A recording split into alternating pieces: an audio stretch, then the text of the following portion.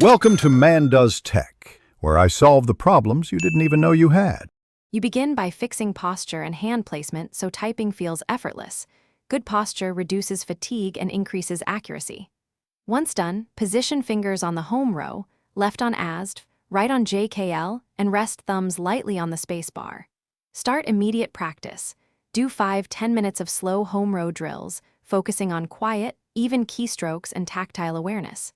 Make sure to keep wrists neutral and shoulders relaxed. This small foundation accelerates learning and prevents bad habits from forming. You now shift to structured drills that force precision before pace. Accuracy is the engine that allows speed to follow. Once accuracy exceeds about 90%, push tempo in small 5-10% increments with a metronome or typing app. This prevents sloppy habits. Make sure to isolate trouble combos. Repeat those letter pairs and words until finger movement is automatic. Also alternate between focused accuracy sessions and 1 or 2 short, timed sprints to calibrate rhythm and reinforce muscle memory.